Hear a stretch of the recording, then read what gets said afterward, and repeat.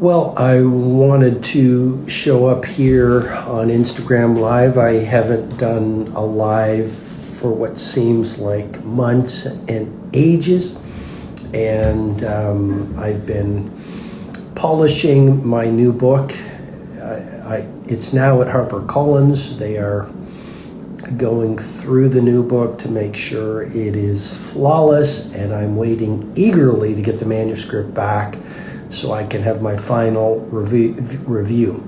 A lot of you have been asking about the new book, and I'll simply say we are working so hard to get it out to you as soon as possible.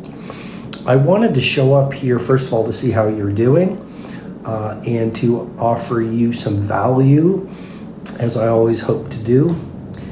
And I've got 6 ideas that I'd like to share to help you stay focused and creative and upbeat and cheerful and strong and centered and loving and excellent in this pandemic. So before I get into the 6 points, I want to say thank you for your attention here. This is going to be a great live, so you want to watch it to the end to get all of the 6 points that I'm going to walk through. But before that, I want to get to know you a little bit. I want to know where you're from. So just tell me where you're from. Feverier Designs, you just did the 66-day program of the 5am Club. Amazing. OK is from Jamaica. I see someone from Italia. I see Hannah from Russia, so dobre. I see someone from Dallas and Naveen from Egypt. I see David from Israel. Shalom, David. I see lots of people from India, Serbia, Israel, Tamil Nadu. I see Buddy Trendy from Bali. I see Avenia from anguilla. Coach Mara from New York. I see someone from Toronto, Sweden, Azerbaijan. So we have a United Nations here for this Instagram Live, and I'm going to make it worth your attention. So I encourage you, in this world of distraction, turn off your devices, bring your focus, bring your fire to this Instagram Live. I will not be sharing what I ate for breakfast because I eat nothing for breakfast. I fast. This is not going to be about superficial things. This is going to be pure value for you as an exceptionalist and as a human being in this pandemic. So 6 points I've noted down, and the first thing is, in this time of acute change on the planet, you want to pause and you want to ask yourself a very hard question. Are you dropping into victimhood, or are you expressing leadership? The very nature of victimhood is victims are all about can't. Victims are all about improbability. Victims are toxic. Victims watch the news. Victims use the language of hate. Victims are busy being busy. Victims escape in a difficult time into distraction and digital addiction and other types of addictions. So point number 1 is to just do a little check-in with yourself and be gentle with yourself. But have you fallen into victimhood? Are you so surrounded by toxicity that you've lost your hope? This is a once-in-a-lifetime chance for you to create your masterwork. This is a chance for you to read all the books in your library that you've wanted to read. This is a chance for you to do some serious emotional healing or spiritual healing. So when the pandemic ends, you're at your next level of heroism. Don't listen to the negative Atarians. Don't buy into what they're selling. Yes, this is a hard time in the world. Yes, our brothers and sisters have died from the virus. Yes, there is suffering. Yes, we must be kinder. That does not mean we should not own our sovereignty and our power to use this time to express more of who we are, our humanity, our creativity, our productivity. We must shift from victimhood into leadership.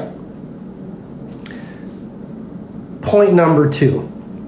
This is a unique time to produce your masterwork, your Taj Mahal, your Sistine Chapel ceiling, your Moonlight Sonata. Most of the past 26 years of my career as a leadership evangelist and as a personal mastery teacher have been on airplanes and traveling and in different countries, giving leadership keynotes and speaking at all these events and doing these live events like the Titan Summit that I used to do. 2019 was the last one. And as a result of the pandemic, for the first time in 26 years, I've essentially been grounded. In my mind, I always ask myself, WTOH, what's the opportunity here? How can I use this time to become a better man, to forge my leadership abilities, to work my craft, to read more books, to write the new book that I spent most of 2020 on? Almost every day I went deeper into my craft on the new book than I've ever gone in any previous book. This new book for those of you joining, this new book is now at HarperCollins. I spent all of last year on it. It is a strange book. It's like no book I've ever written. It's part memoir. It's part elite productivity manual. It's part life wisdom that I've learned through hard times and good times. It's part how to grow a great business. It's part how to heal your emotional life. It's part guidebook on spiritual mastery. Not that I've achieved it, but I sure am on the path. And if you're just joining me, the new book is now with HarperCollins, being proofread, and they call it typesetting, which is just laying out the pages, and I should have it back soon for my final review. But point number 2 is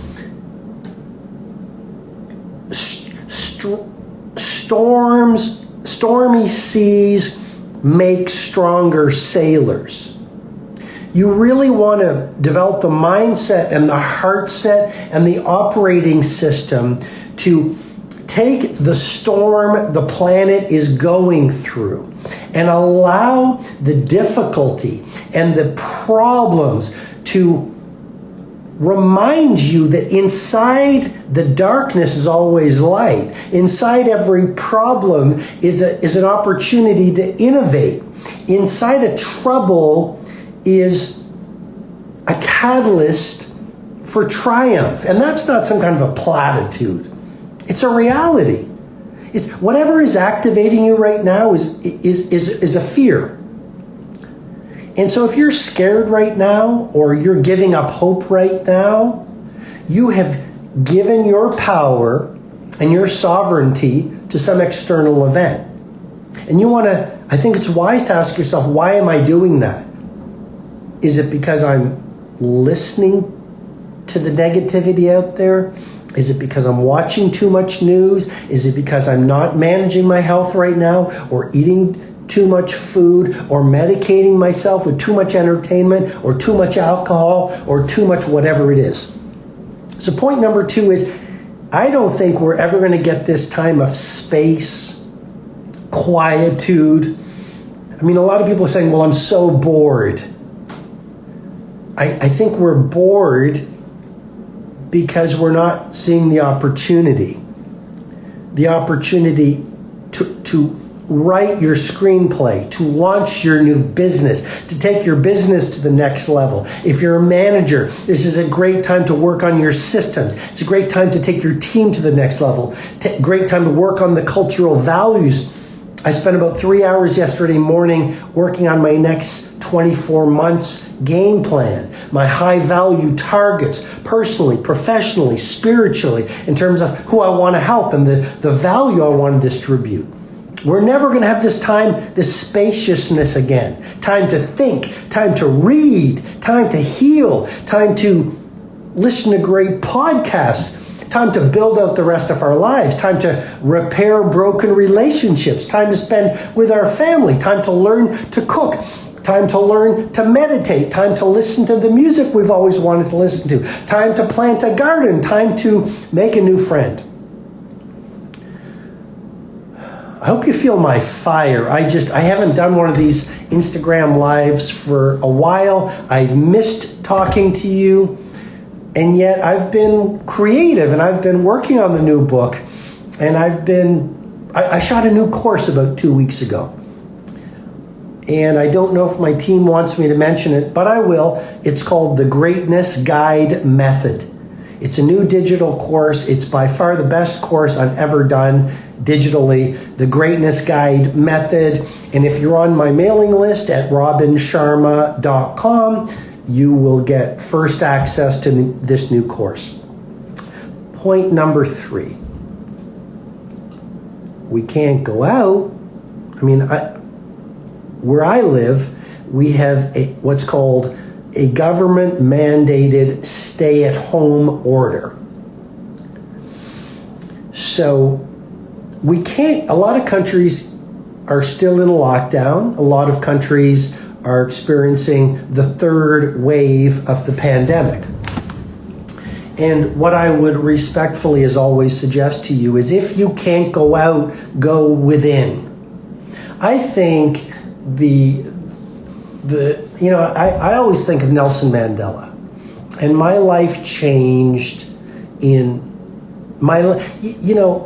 some people say, well, your life can change in a day.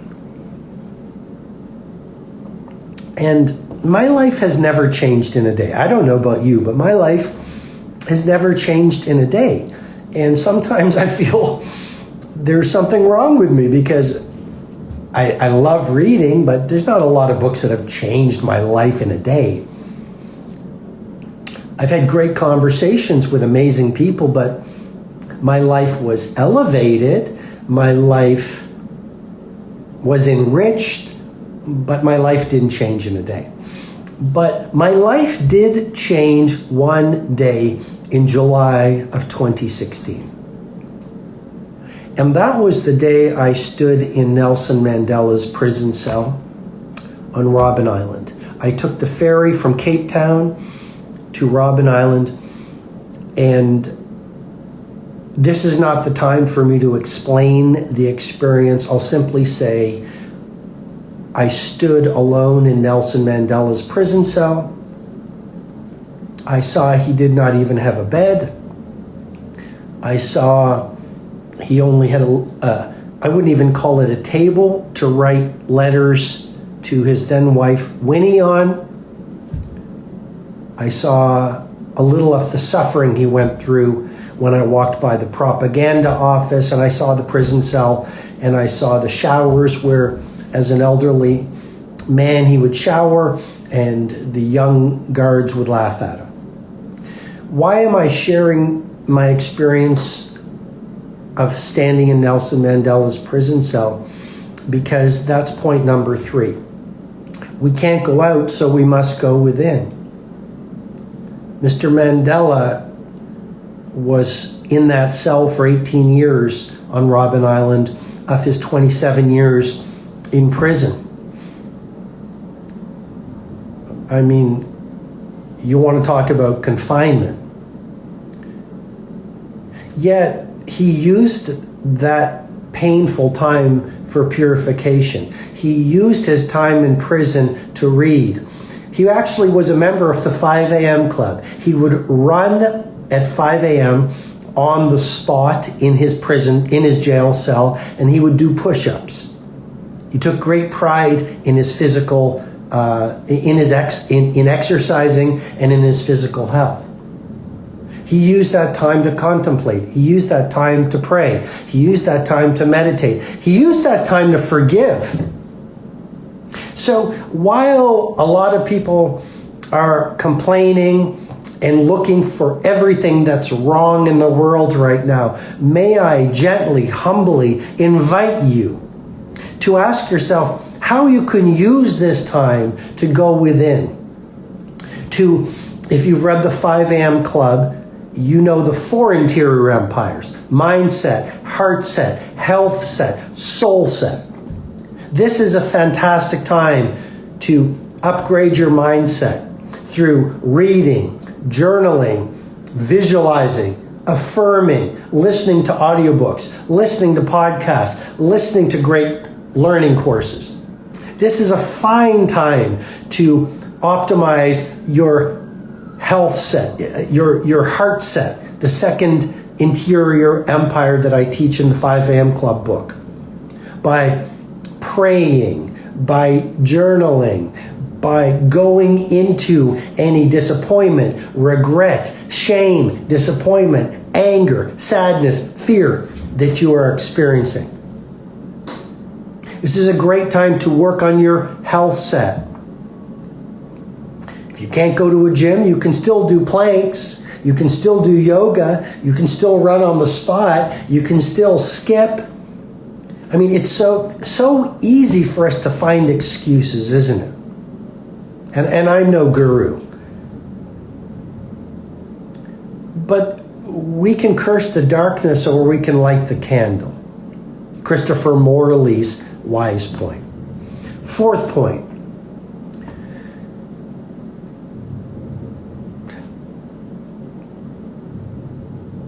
Use whatever emotions are coming up for you to become stronger. If you're scared, investigate the fear. By blaming external events, you're going to be trapped in your fear.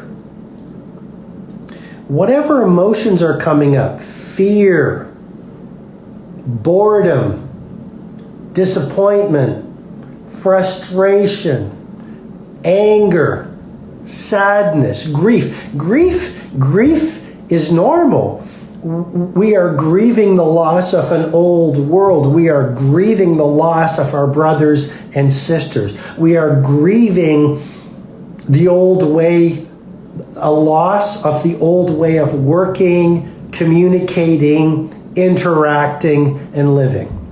You would not be human if you did not have grief, disappointment, and all those other human emotions coming up. We have experienced collective trauma as a result of this global pandemic. You would not be human if you were not feeling something. Here's the key. Our society says, stay busy, don't feel. And a lot of my new book addresses this contrarian point I'm going to offer to you. The emotions that you don't deal with come back to bite you in dangerous ways. If you don't feel and acknowledge what you're feeling, you are going to create what I call a field of hurt within you. And that field of hurt will block your creativity, your joy, your productivity, your prosperity, and your impact. Point number 5, protect your hope. Insulate your cheerfulness. Armor plate your positivity. Please remember, the job of the news is to terrify you.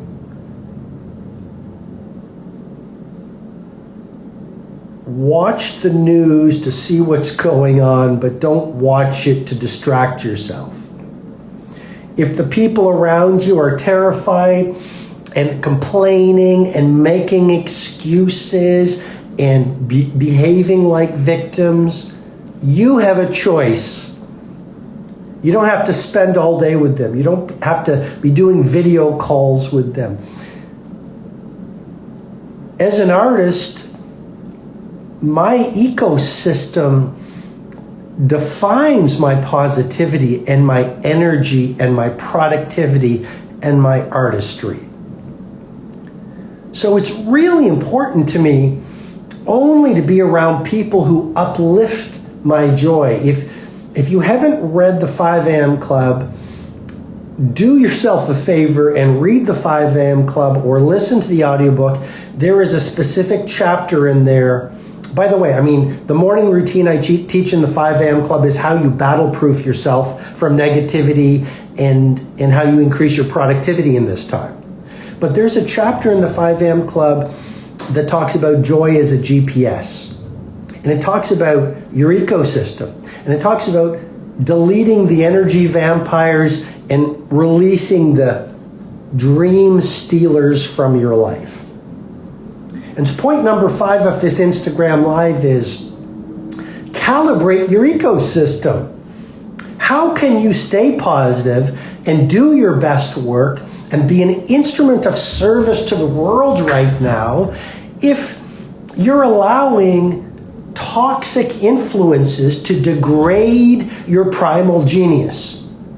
If you look at any great artist, Beethoven, Andrew Wyeth, Jean-Michel Basquiat, any great entrepreneur, these people understand that your confidence and your hope and that fire in your belly and that ability to drop into flow state. In the 5 a.m. Club, I teach a model called transient hypofrontality, which is the neuroscience behind flow state. Flow state is how you tap into your genius. Flow state is not only for Elon Musk and Steve Jobs and the great creatives. We all, as human beings, have the ability to drop into flow state. But if you don't create the conditions to allow world-class to show up, then how will you ever experience world-class performance? So point number 5 of this Instagram Live is clean out the toxic influences in your life.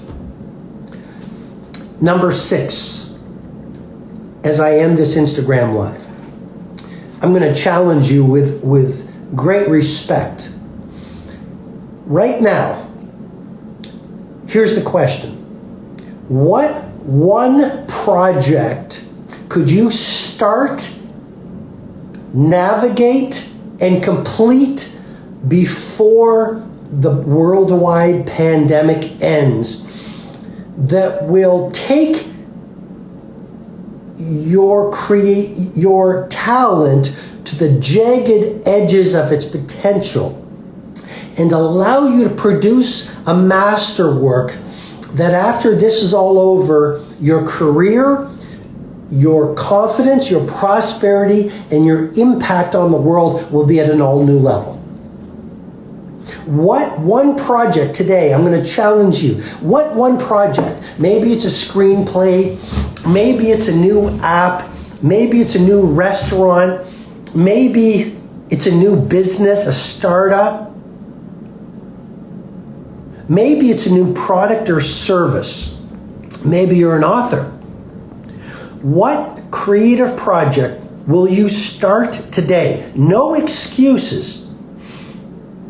Turn off the TV, turn off the social media, turn off the negativity, and start today. No excuses. What one creative project will you launch today and finish it when it's easy, when it's hard, when you're tired, when you're negative, when you feel like giving up? You say to yourself, I must get this done. The new book that I spent all of last year on. And so my challenge as I leave you is what creative project will you launch today?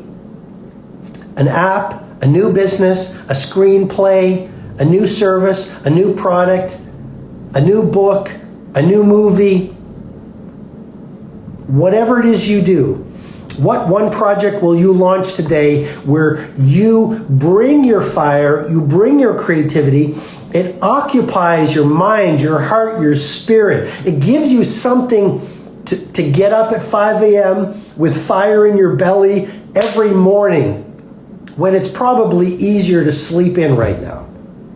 What is that one creative project that you will start today and you will stay with it and you will work at mastery and you will get it done when you're scared, when you're insecure, when you might be tired, when you feel like giving up, but you say, I will get this done before the pandemic is over, because your good name depends on it, your self-respect depends on it, your personal honor depends on it, your commitment to your craft depends on it, and your devotion to making the world a more beautiful place depends on it. I mean, how can we make this world more beautiful? Yes, less hate, more love. Yes, higher values. Yes, remembering we're all brothers and sisters on a little planet. But also, I believe through our work, through our craft, through our artistry, we have the opportunity to make the world more beautiful. If you want another amazing video highlighting excellence in the Indian community, check it out right there next to me. I think you'll enjoy it. Continue to believe, and I'll see you there.